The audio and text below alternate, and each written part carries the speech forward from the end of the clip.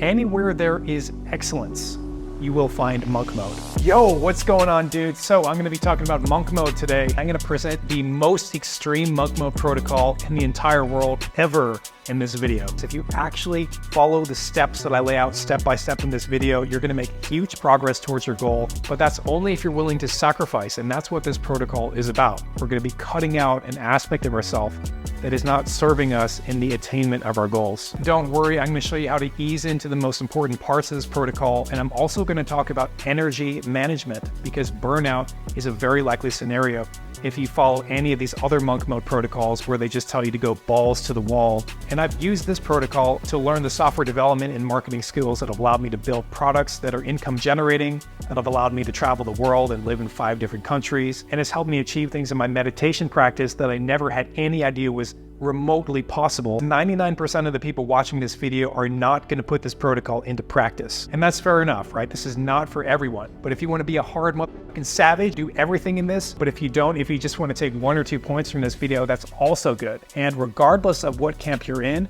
watch this entire video, because any single one of the points in this video can change your life. And the reason I say that with conviction is because every single one of these points in this video has changed my life, okay? So watch the whole thing. You never know what golden nug of wisdom is gonna make a big difference for you. And if you see me look down like this, it's because I'm looking at my nose. I wanna make a good video, so I did a little preparation for you. You're welcome. Okay, let's get on with this.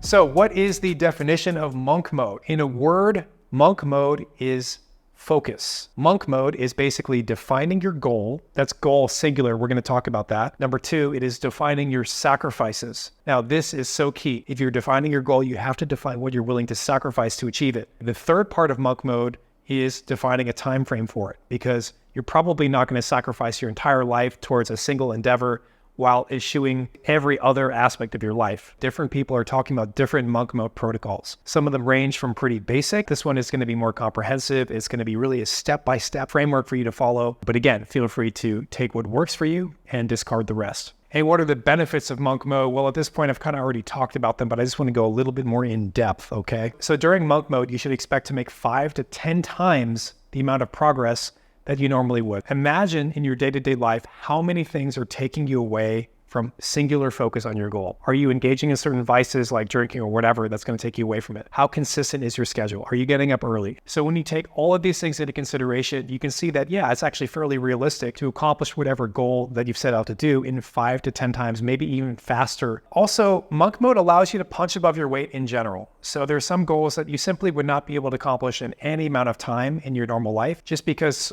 certain goals have a higher activation energy that you just can't really reach unless you really focus the light of your consciousness on them and, just push distractions aside. And also, after going through monk mode, you're going to have a lot more confidence. And this is a key point, because most people don't really have anything that they're really proud of accomplishing in their past. But once you have one experience like that, you can have a lot more confidence, because you realize that if you devote yourself to something in a focused and disciplined way, you can get a lot done, even if it seems a little bit far-fetched from where you are now. And ultimately, you'll experience less suffering in the long run if you do monk mode. It's really a learning experience that you'll take with you, even after you complete the protocol. Although we're talking about monk mode in a well-defined time frame in this video, it doesn't really end there per se, because during this whole process, you're building good habits, and those are really getting cemented in over the 90-day period or whatever period. We're going to talk about that in a second. And also, you've dropped bad habits during this time too. And so that is strengthening over the course of monk mode.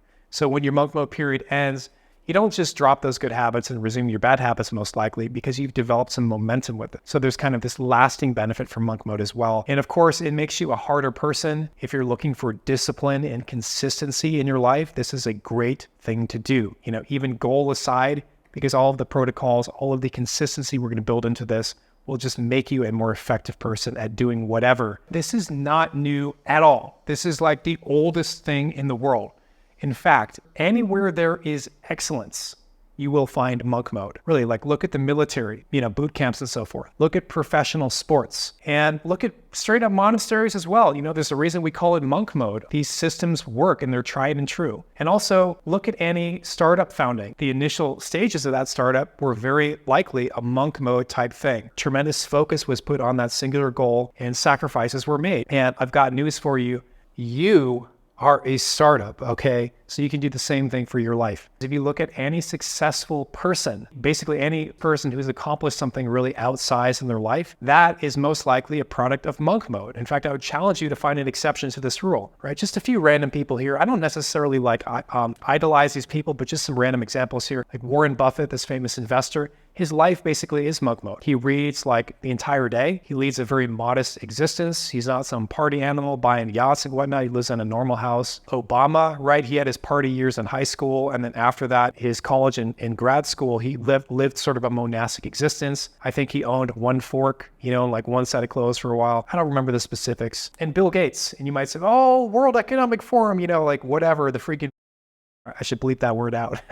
But no. Like, think about what this man has accomplished, okay? And he famously says in his 20s, he did not take a single day off. Now, that can be misconstrued and say, a toxic hustle culture and all that. We'll talk about that later, okay? But the point is, he's a product of monk mode. His accomplishments are a product of monk mode. And regarding Gates and Buffett, they were asked the same question. That is, what single factor do you attribute to your massive success? And both of these men had the same one-word answer. Focus. Okay? I was going to make a joke there, but their answer was focus. That really says something. So look at any institution, any individual who's accomplished a huge amount. That's monk mode. So it's not a new thing at all. Okay, so are there any downsides to doing monk mode? Well, in one way of viewing it, yeah, there's a ton of downsides because it's all about sacrifice. You're going to be making a lot of painful sacrifices in the short term. And those actually, the pain from that doesn't last that long. It lasts a lot less long than you would expect. But yeah, those are some downsides if you consider that a downside.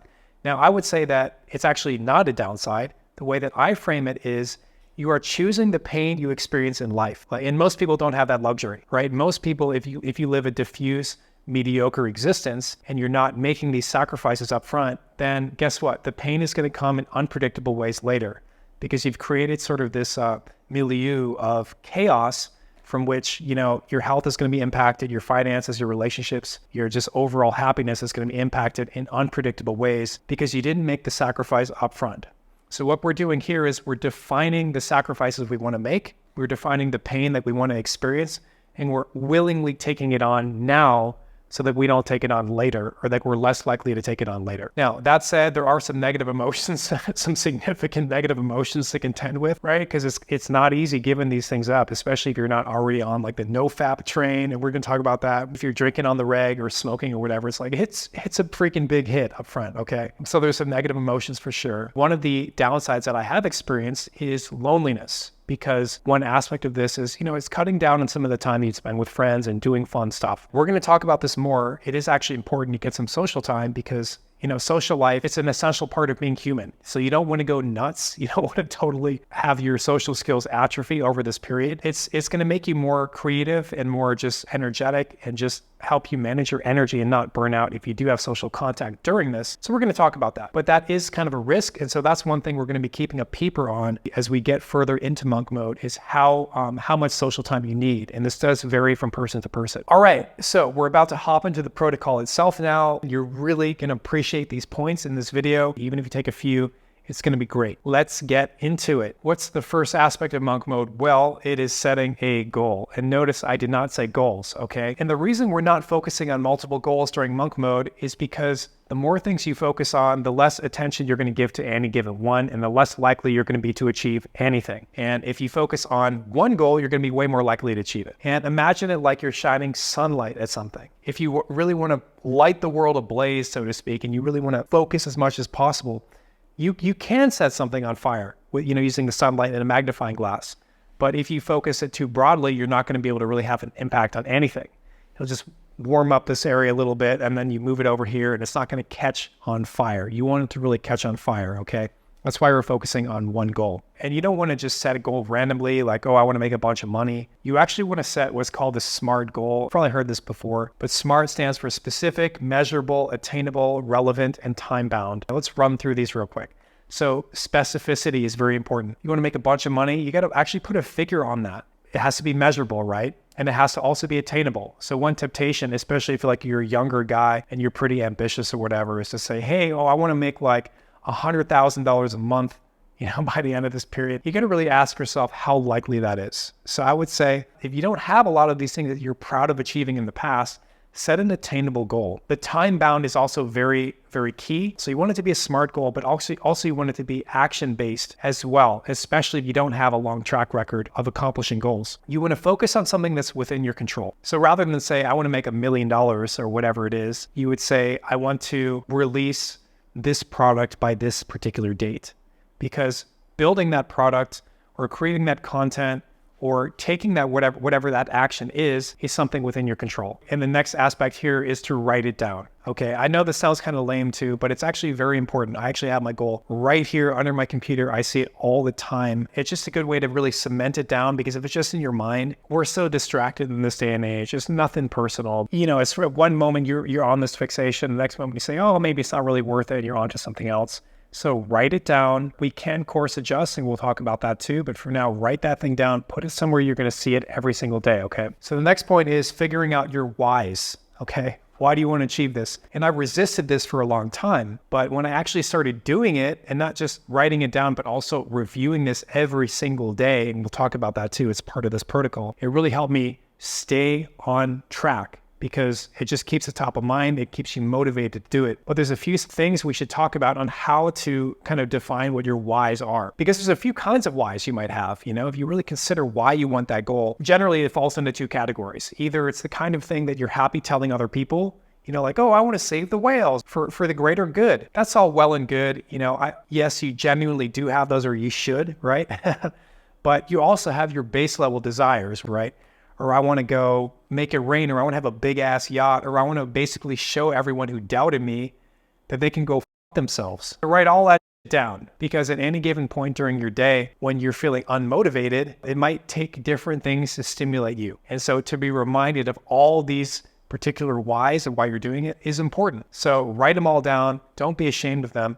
And we're going to be reviewing these every day. We're going to talk about the actual protocol soon, the actual daily sequence of events soon. So another point here is that you don't just want to focus on what you want, like why on the positive side you want to achieve it, like supporting your family or whatever. You also want to talk about what are the consequences of not doing this. And this is super important, and maybe even more important, because as humans, we have negativity bias. And frankly, we're more motivated by negative outcomes than positive ones. So what are some consequences of you not achieving this goal? Write down at least as many reasons for that, and get as freaking dark as you can. I want to launch this product because I don't want to have to get a job that I hate and work that job for the next 20 years. Get granular with it. Think about that, okay? And write these down. We're going to review them. So this next section is where the fun starts. This is really the key aspect of the protocol, and I've actually broken it down in a day schedule. So we're going to start in the morning, we're going to go through the day, and we'll end at nighttime. I'll tell you the protocols we're going to be doing at each step. The first segment here is the morning, and this is what I call your morning non-negotiables. Basically, we're going to be tackling the strategic stuff first and leaving the tasks of the day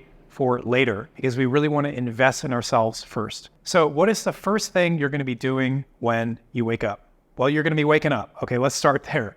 And you're going to be waking up early. I'm sorry, but you really can't call yourself a monk unless you're waking up early. If you look at all the examples we talked about, maybe not some of the individual examples, but all of the institutional examples at least, that's the protocol. If you go to a freaking Vipassana 10-day meditation retreat, you're waking up at 4 a.m. If you are in the military, you're waking up freaking early. All these institutions have that for a reason. And I found that to be true for myself as well. And you might be saying like, oh, well, I have a later chronotype. And fair enough, you might in fact have one. That's the theory that everyone is like, some people are a night owl, some people are more early risers. What I found is that I actually tend to be more of a night owl. But what I found though is that despite that, when I do get up early, like at 5 or 5:30, consistently, I nonetheless get a lot more stuff done doing that than I do sticking to my normal chronotype. And I think there's a few reasons for that. Number one is there's a lot less distractions going on early in the morning. The leaf blowers and the weed whackers aren't out yet.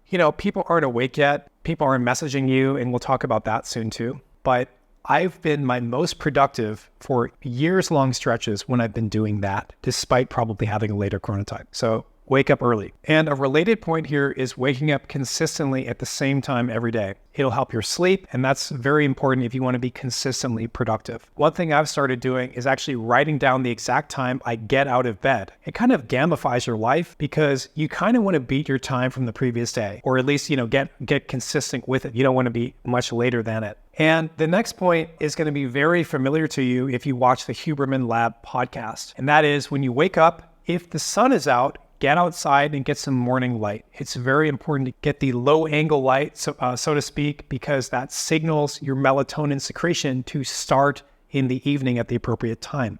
And also it wakes you up.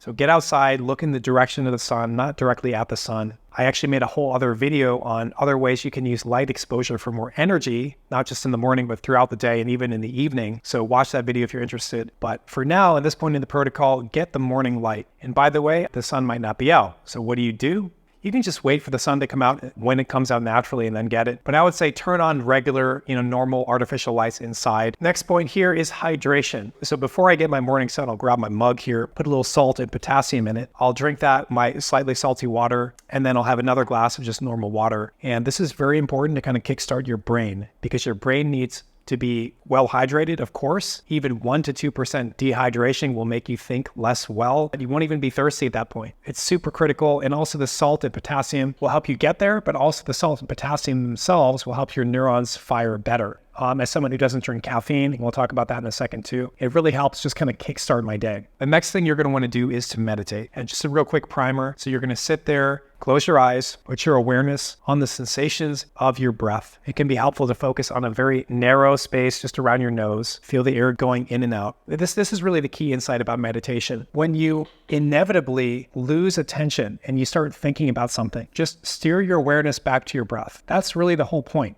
It's not about consistently staying with your breath. It's about returning your awareness to your breath. That is the rep you're doing. It's like you're at the gym, you're doing reps. Well, just returning to your breath is the act of meditation. No one is consistently staying with their point of meditation. The goal is just to bring it back. Don't beat yourself up over it, because that's the whole point. You don't beat yourself up over, your arm not staying like this at the gym. I don't know that analogy makes any sense. But you know what I'm saying? The point is to bring it back. You want to do reps, okay? And do this for 20 minutes. It's going to be hard to do for the first couple weeks, but then you'll start to make some crazy meditation gains. A lot of people view meditation as like a very soft, passive activity. It's not. Go kind of hard with this, all right? You want to have single-pointed intent with this, and you actually want to pay very minute attention to every single sensation that's arising and passing as quickly as it arises and passes. This is actually like 100 times a second. Go hard at it, okay? It's almost like you're going to the gym. There's an aspect of yang here, of that masculine energy of single-pointed focus, okay? Not diffuse, just awareness, but you really want to train your ability to attend to whatever it is you're focusing on. Next point, exercise. So why do you want to exercise? Well, yeah, there's all the obvious health benefits, but the real reason you want to do it in the context of monk mode is to train your aggression, okay? You want to train to be a savage, okay? For real. And this is also to train your energetic polarity, okay? So you've heard about the yin and the yang being the masculine aspect, the yin being the feminine aspect. You want to train the yang, okay? You want to go for it. You want to really train yourself to overcome hardship. You want to train yourself to do hard things, because what you'll see is that it's not easy to be aggressive in just one area of your life. You really want to do this in every aspect. We'll talk about rest. We'll talk about energy management too. But in the case of monk mode, when you're going single focus on achieving a specific thing, you want to go hard, okay? There's no doubt about it. And so the same goes for your exercise routine. Now, how do you work out? You're going to want to focus on capability, becoming a beast over looking good. I know a lot of guys are maybe kind of scrawnier and they just don't have well-developed bodies. I understand that. And it is good to look good. You want to look presentable. You do want to look capable, but focusing on looking capable rather than focusing on being capable, I think is detrimental for a few reasons. Number one, if you are capable, chances are very good that you're going to look capable. If you are capable, but you don't look good, then I think it's fairly unlikely that focusing on bodybuilding parameters in your workouts, 8 to 12 reps or whatever and minimal time between your sets, I don't think that's actually going to make you look much better. Even if it does, I still think it's better for you to actually be capable and to train capability, because the mental edge you will have is really so powerful. Because ultimately, if you're training to look capable, You are by definition someone who is training to put on a front, right? As opposed to someone who is a beast. Be the beast. When I was in my teens and 20s, I was doing these ultra marathon road cycling events. So that means over 200 miles. I remember at a few points, like going to a public place, going to an airport or whatever, and knowing without a shadow of a doubt that I was worlds, more capable endurance-wise than anyone on that plane. And that might seem like kind of a very egoic thing, but in the context of what we're doing here, that's actually valuable. You want to train yourself to see yourself as a very capable person and build your confidence in a very big way. So train for capability. Don't train to be some beautiful bare-chested man. Maybe you're a woman watching this. The same thing applies. We're training for beast mode, okay? Next point here about working out. Do you go to the gym or do you do kind of calisthenics or do you running or whatever? If you have a gym nearby, I think that's okay. But frankly, when I go to the gym, I've been going to the gym for like 15 years. The vast majority of the people I see at the gym, they're not training hard. They're around. They're on their phone. They're walking around slowly, and then they're doing one of these, like on the freaking. Don't be that person if you go to the gym, right? Make good use of it. Remember, you're training yourself to be a savage. I'm not going to get into your what gym routine you should be doing. That's the topic for another video. Actually, you don't need a gym. I was basically addicted to the gym for the last 15 years. And just over the last 3 months, I've broken my addiction to that. I've just done calisthenics. There's no doubt that you can freaking destroy yourself 5 minutes by doing burpees or by doing some other exercises. And that's what I've been doing. Air squats, burpees, handstand push-ups. I used to be big into squats. That used to be my thing. I used to hate the idea of not doing barbell squats, but air squats and also explosive plyometrics and stuff like that. You can destroy your freaking legs doing that. And it's great. You might not be able to squat 400 pounds anymore or whatever, but you're going to be very capable in a very practical sense if you do that. So just do it at home is what I'm saying. Break your gym dependence. Get some basic gear. I have a pull-up bar. I got a pull-up bar installed here. You can get some parallel bars, the portable ones. You can get a freaking kettlebell and get a yoga mat so that when you do handstand push-ups, you don't crack your skull on the ground. You can become a hardened individual without going to the gym. Next point here, let's get to the whys. So remember, we wrote down the whys. Well, you want to review your whys now. So break out that list you made and review them. Get motivated from this. Really kind of fire yourself up. Next is to study. Study towards your long-term endeavor. If you're learning a skill, like maybe you're learning software development, put in some long-term study towards that then, right? Don't just jump into building your project using the skills that you already have. You actually want to advance your skills first. Move the ball forward. Otherwise, it's going to be very hard to do that later because at the end of the day, after you've spent yourself on actually building the thing, it's very hard to then go back and learn. Put that money in the bank every morning and do this I like to do it for 90 minutes in the morning. That's actually a lot of time. I would say when you're starting out, I would shoot for 30 minutes at first, ramp it up more later. Next point, don't interact with the outside world until noon. Now, this one is so key because if you're in the mode of waking up and then looking at your phone first thing, you're going to see people asking you for things that seem fairly critical and you might prioritize them. You're going to see this or that. It's basically going to jack up your day. You're basically saying, let me prioritize other people over myself. We're in monk mode here. We're focusing on that one goal. You want to focus on this, okay? You can help other people after you bank your own investment early in the day. I know it can be hard because you've scheduled deliveries, whatever, you're talking with different people, maybe you're planning things. Let me tell you, when you can have the discipline to do this, it makes a world of difference. Okay, so that covers the morning. Now we're going to talk about the rest of the day. Let's just cover vices real quick here, okay? It's not going to be easy to give these things up in the short term, but that period of discomfort is not going to be as long as you expect, and you're going to ultimately feel more pleasure than pain from giving them up. You will increase your baseline level of motivation and happiness and dopamine throughout the day. That's your drive. You're basically going to feel less negative emotions the sooner you get these things up. It's like pulling a Band-Aid off. It hurts up front, but you're going to get a lot more pleasure from it afterwards. I don't know if you get more pleasure from peeling a Band-Aid off, but you get what I'm saying. Most people will rationalize why they're going to be keeping their bad habits. It's so common. In fact, it's a feature of the brain to rationalize what your brain feels like is in its best interest. So I don't fault you for doing this, but it's just so common. It's not a resourceful thing. One thing that I see people rationalizing a lot is our substances, things like marijuana, is very easy to rationalize. Smoking, very easy to rationalize. Also, other vices where you basically just have that one vice, it's very easy to rationalize because you're like, well, everyone has one vice. No, not everyone has one vice. You can get rid of them and you experience more pleasure overall. It's not a needed thing in your life. That's a popular kind of misconception. But yeah, very easy to rationalize some of these things. So especially the weeds. Right? If you smoke on the weeds, you know what I'm talking about. You're probably rationalizing right now. The thing is, even with weed and stuff like that, it's keeping your dopamine at an unnaturally high level when you're doing it, but it's also kind of messing you up in other ways and making you lazy. It's not letting you achieve your birthright state of motivation and happiness. If you are paring down to just one, another tendency is to actually do more of that one thing because it's the only one left. You know what I mean? So if you really want to do that dopamine reset and become a self-sufficient savage, you want to get rid of all these vices. Let's talk about the individual ones. First one, we're starting with the hardest ones up front, probably.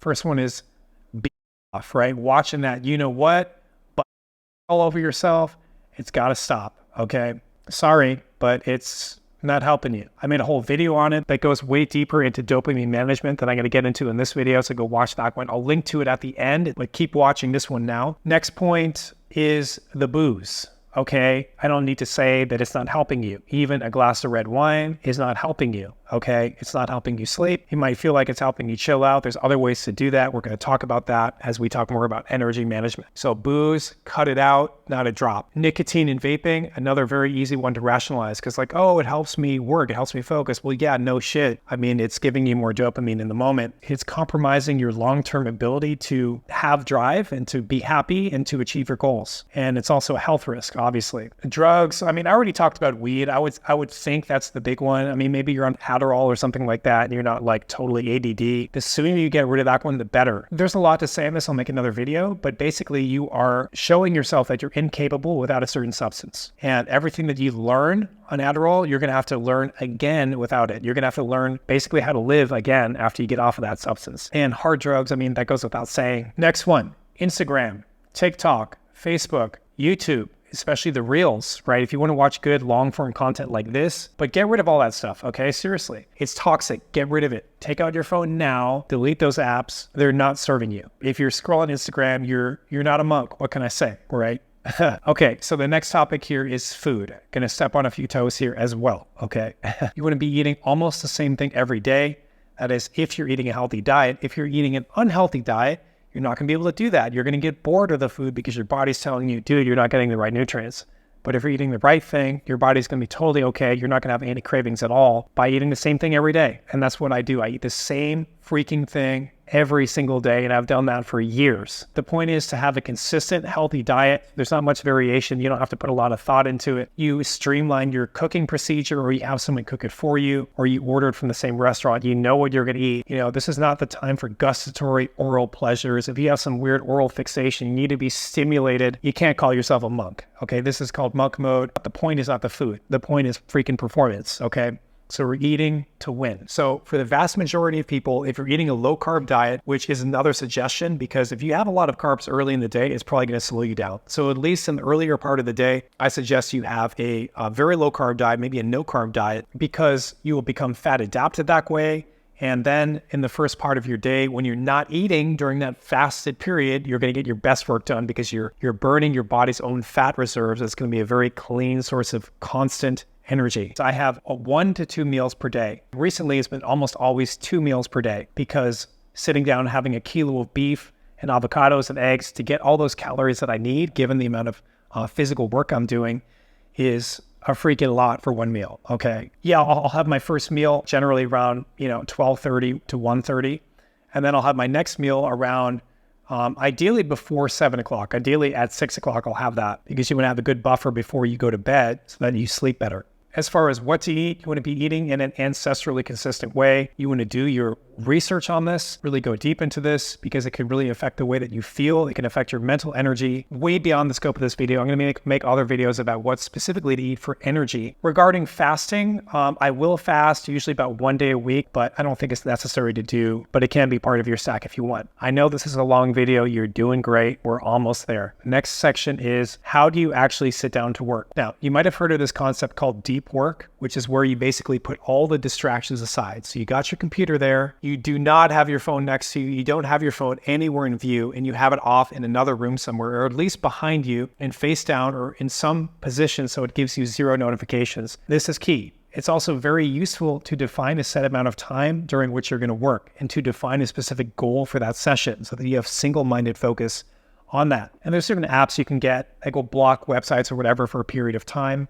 And there's a great app I have on my computer where I just do a keyboard combo and it starts the timer and I see it in my bar. And so I do nothing but that for the next, in my case, 90 minutes. And I find that to be a pretty ideal time. I actually got that from the Huberman Lab podcast where he suggests doing these 90-minute work chunks, basically a Pomodoro session, if you've ever heard of those. One caveat is that some days you will be so on and you'll just be in an engaged state that you'll just go flat out from the moment you wake up or from the moment you finish your morning routine or whatever to the moment you stop working that day. I think Pomodoro sessions are efficient and good ways to do it because you do want to get that strategic rest in there. We're going to talk more about that soon. But some other times you're just in the pseudo-manic phase. You're in a different state. It's just a different paradigm. So you don't really need that Pomodoro session. One thing I'll note about doing these 90-minute Pomodoro sessions, they're intense. And if you're not used to doing them, you're going to burn your ass out if you do too many of these in one day. If you're not used to doing this for the first week or even 2 weeks,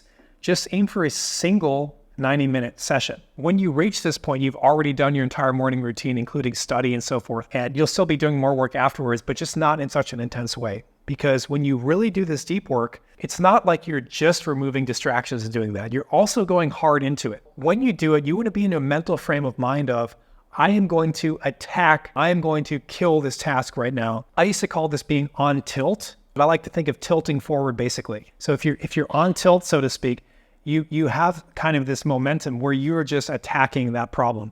You're not coping with it. You're not sitting back in your chair doing it. No, you're standing up at your standing desk, actively attacking this problem. And hopefully that makes sense. Say that you have a lot of work to do in a given day, and then someone says to you, okay, you have 90 minutes to accomplish everything that you're going to do that day. Well, what's going to happen? Well, first you're going to prioritize everything that you have to do. You're going to make a list. You're going to do the biggest priority first, and you're going to do it quickly. You're going to see how efficiently you can possibly do that work. I mean, like, you go for it. That's why I say don't burn your ass out by doing so many of these sessions. But after a week or two, add in another 90-minute chunk of work. 3, I would say, is pushing it. And in the software development world, it's pretty well understood that after 4 hours, your productivity goes way, way, way down. So that's what I'm talking about. And in other creative endeavors too, like if you're a writer, you're not going to be writing, probably not going to be writing for much more than 4 hours. Now, if you can, great. And I'm not saying we're not going to work more than like 4.5 hours a day, but for these deep focus work sessions, I don't think it's realistic to really go that hard for that long. Another point here is in between your sessions, you want to chill. Okay. You want to basically completely rest. You don't want to immediately plug into a podcast and activate your mind. Completely rest. Okay. When your timer goes off, you stop. You can go read or do whatever after that, but just have a moment of complete rest after that. And don't jump into another 90-minute session for at least like 20, 30 minutes. You need to recharge. What we're going to talk about now is respecting the day and night cycles. This is something that doesn't happen in normal life because during the daytime, we're inside where it's very dark. There's less than 1% of the light energy inside typically than there is outside. At nighttime, we don't have a proper nighttime either, because we're inundated with light from all kinds of sources that make it so that we, rather than having a day and night, we have this kind of mediocre middle space of just kind of dim light throughout the day and throughout the night. You want to get rid of this. If you want to restore your own polarity, if you were to restore your ability to go, right, and to also rest fully in nighttime, you have to embrace the day and the night. So that means embracing light during the day, actively try to get outside during your rest breaks in between your work session. Get outside, get that light, not just in the morning, but throughout the day. Studies have shown that people who do that are more productive, they're more happy, they're healthier, and they sleep better and longer at nighttime. And so do that during the day, actively seek out light during the day, and at nighttime, actively, shut down the lights. Okay, you really have to make a dark environment at nighttime. In my bedroom, I will have like around the bed, these LED lights on the baseboard of the bed that you can turn on. It looks kind of corny or whatever, but it's very practical because they're low lights, they're red. Well, it's really whatever color you turn it on to. It's not going to mess up your night vision. So you really want it to be as dark as possible at nighttime after the sun goes down. You want to define this, okay? You want to write this down, and you're going to be writing all of this stuff down, by the way, on a list of things that you do to define your own protocol for this. And this is going to be one of them. Define your digital sunset, or define your actual light sunset, after which you don't have overhead lights on. And maybe after which you're wearing your blue blockers. Just basically sunglasses inside. So write down that time. My schedule is not as early as I'd like. Right now, mine is 9:30. So after that, I won't use my phone. At least typically, I know it's hard to do that. And I'm trying to get better with that myself, really respecting my communications past that time, because it's very stimulating. Even just the fact of talking with someone else at that time can be very stimulating. After that time, your brain is exhausted. You're emptied out at the end of the day if you do a proper freaking monk mode. And during that state, you're going to be a little bit more vulnerable to bullshit. And people, God bless them, they will give you their bullshit. Things arise, from business partners, from family members, from your friends, from random people that will stay with you, and they will give you thoughts at nighttime that are going to keep you up. That's a huge reason to not look at your goddamn phone past a fairly early hour at nighttime, right? Say 7:30. After that, it's your time. This was the status quo. Now we're always plugged into this reality of like there being just a constant social presence. It's like, oh, this family member is here, this person is here. They always have contact to your brain. No, shut that off. You got to restore your own peace and quiet. You got to restore your own equilibrium, especially at nighttime. Okay, so the next point here is to quarterback your life. So the quarterback in American football is the guy who has the ball and he passes it to someone, and he's the leader on the team. Every night you want to be journaling and you want to be reflecting on your life, and you do this for multiple reasons. You're getting off your screen, okay? You're putting down your work of the day. You're getting out your pen and paper. You're holding something. You're recharging. This is a very recharging kind of activity. You're not using your compulsive brain anymore. You're completely shifting modes. It's more of a reflective mode, more of a mode of stillness where you can allow insights to arise. And this is a very, very fruitful activity. I almost hesitate to bring it up because it sounds lame as it's like, oh, journal. Oh, the 10 steps to freaking, changing your life. Journal. No. But this actually works. It's actually a very effective thing because you'll get all kinds of insights during that time. Okay, so more energy management stuff. Sleep is the number one thing that's going to allow you to successfully complete your monk mode.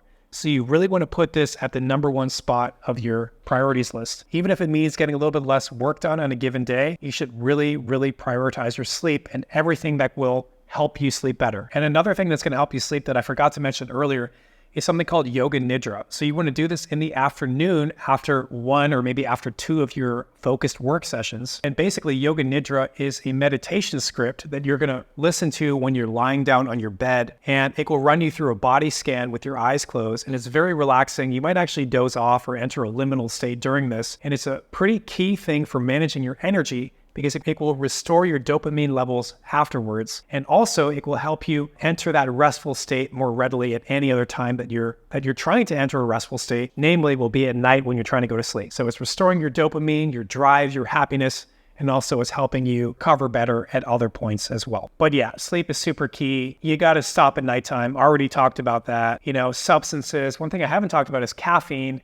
I do completely zero caffeine. I don't even have chocolate or even drink tea. I would suggest the same for you. Caffeine is a thing that has a lot of social proof, but I don't really think it's helpful because it will lose its efficacy after you get habituated to it anyway. And I know it's a pain to actually stop drinking caffeine, but I would say if you want to experience that birthright energetic state that is yours, get rid of the caffeine. It's probably not helping you. I know it kind of sucks to hear, but and it doesn't help your sleep, and that's why I brought it up now. Okay, so social time. So as I mentioned earlier, social time it's the key part of being human. It's important for your mental health. Depending on what your current social routine is, but you're probably going to be reducing your social time for monk mode. You don't want to completely get rid of it. And this is different from person to person. So you really want to be the judge of what's the minimum amount of social time that I can have where I can stay healthy and productive and not basically go insane. Keep your social time in there, but don't go overboard with it. And again, if your friends are going to bars and stuff, probably best to skip that and just do, dinners. I don't know what kind of social life you like, but in moderation.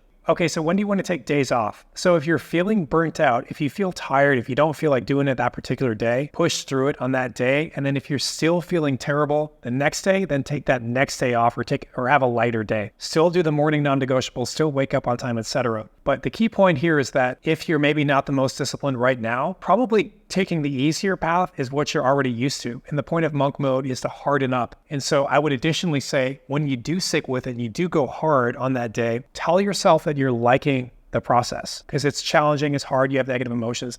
But you got to tell yourself in the moment that you're liking it, because when you do that, you're actually training yourself to enjoy effort. You're training yourself to produce more dopamine when you engage in any effortful activity. It might feel like kind of a lie, but there are things in that moment that you can appreciate about doing it, because you are bossing up, you are making a stand, you are making big progress towards your goals. Tell yourself that this is inextricable from reaching your goal, and you'll actually learn to enjoy doing hard things. But yeah, if you feel tired, if you feel, like taking a lighter day, save that for the next day. And then when you wake up the next day, maybe you'll feel totally better and you won't have to. Or maybe it will be time for a lighter day. Okay, so let's talk about time frame here. As I mentioned earlier, it's good to have a well-defined period in which you're doing this. I like a seasonal time frame that is 3 months, a quarter. In that 90 days, you can see the end the entire time. It's attainable, but it's still a good chunk of time in which you can accomplish a ton. You can do a year or more's worth of work, probably more than that, in 3 months if you really focus and you really define enough of your sacrifices. And by the way, I have done this for years with some breaks in between. And during that period, I was exceptionally productive. I would say that you can definitely go for an extended period, but if this is your first time really doing this kind of thing, shoot for 90 days. Okay, so how do we prepare for doing monk mode? Well, number one, you want to write down your goal. Hopefully you already have. And then you want to write down exactly what your routine is going to be. Maybe it's going to be exactly what I laid out. Maybe it's going to be something different. Write down every single point that you're going to abide to during this period. Next, you want to master your sleep. You want to gain knowledge around sleep. You want to read the book, Why We Sleep by Matt Walker. You want to watch the Huberman Lab podcast on sleep, which I'll link to, because this is going to be key for monk mode. If you don't want to burn out, if you actually want to succeed with this, master your sleep. It's going to be one of the best things you can do for your life in general. The next thing you want to do in preparation is understanding dopamine very, very deeply. So I'm going to link to some episodes of the Huberman Lab podcast where you can learn more about that. And there's some good books on it as well. But what you want to do here is not just passively listen to these podcasts. You want to take notes on this stuff. You want to deeply understand this, because this could be the difference between your success and failure with achieving your goal, or with monk mode, or with your life in general. You want to understand how you get drive, because ultimately that's how you do anything, is with drive, is with dopamine. So learn the things that are going to help you restore and manage your dopamine levels. Next point here is apps. We already talked about that. Get rid of all the distracting apps on your phone. There's different little hacks you can use to make your phone less addictive, like turning the colors off and stuff like that. I actually do that stuff. Prepare your technological environment. Get rid of the distracting stuff. Okay, next point here is getting your home gym straight. You actually don't need anything. But if you do get some stuff, I would say get a pair of rings, get a pull-up bar, a kettlebell, what else? A yoga mat. But again, you don't need any of that stuff. You can do burpees and you'll be good with just that. Okay, so you don't need anything. Nonetheless, get some gear that'll make it kind of more fun for you or whatever. Okay, so next point is preparing your food situation. Go through your cabinet, get rid of all the junk, everything that's going to distract you. Most people don't do it because they're like, oh, I'll hang on to this big sack of flour. No, get rid of that shit. Get rid of everything that's not going to serve you. That box of freaking Triscuits, like, do you need that? That big ass thing of marshmallows in there. Next thing, clean your environment. You want it to be freaking clean. You want a clean slate, and that can be very helpful for your mental state. It can just be helpful for your creativity and a lot else. Clean up. Next point is introduce natural aspects into your environment. You see, I got a ton of plants. It's very important actually to have plants in your environment, in your field of view during the day. This will increase your productivity. This will increase your mood. It will increase your creativity. There's a ton of benefits. Nobody knows this stuff, but it's true. There's a lot of studies on this. In fact, I made a whole video on it, which you can watch.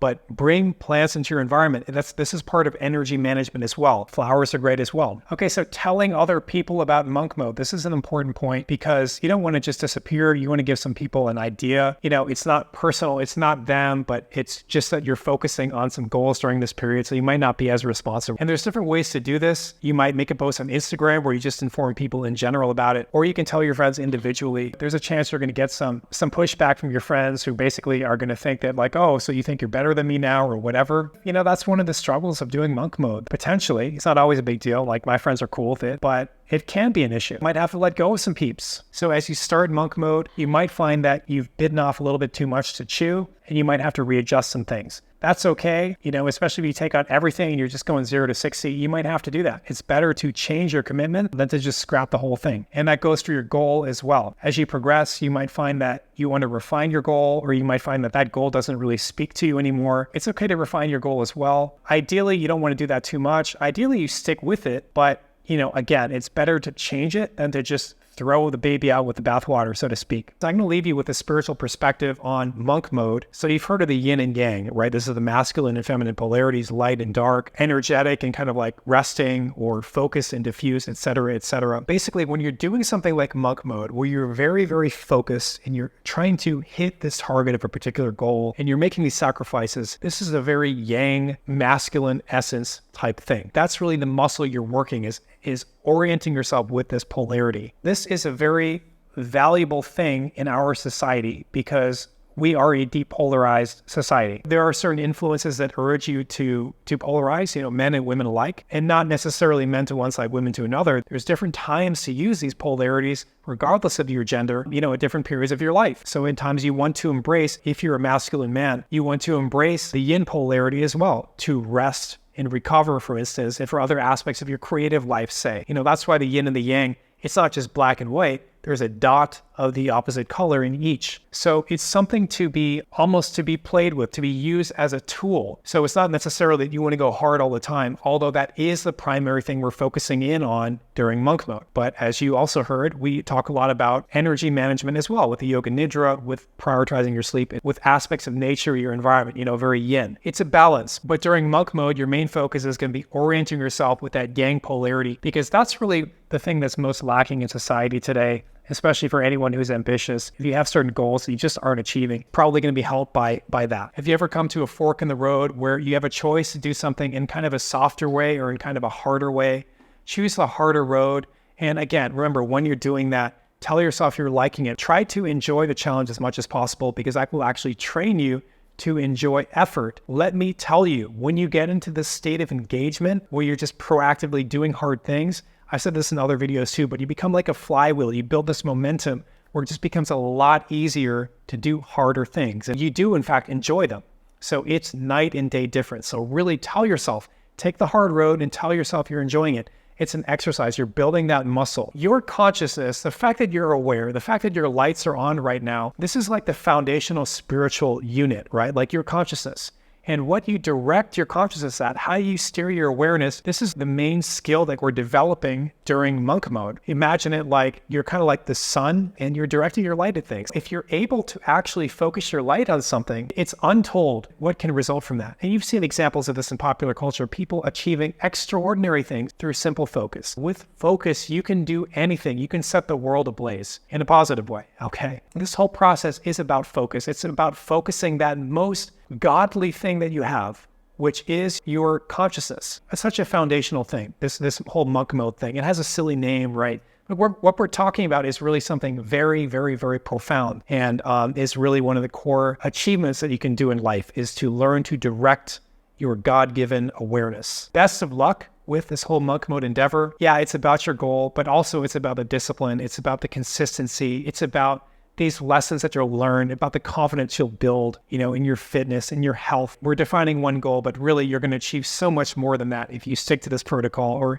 or aspects of this protocol. It's really an exciting adventure. You're going into the unknown and you're going to make something out of that chaos that you find there. I'm proud of you for having this goal and this ambition. I'm optimistic for your success, and I look forward to hearing how it goes for you. So if you feel called to do so, write in the comments which of these you're going to be doing. Maybe it's all of them. If you want to keep this party going, here are 2 videos that are on very similar topics that are going to help you in your monk mode endeavor. So best of luck. Thanks for watching, and I'll see you in the next video.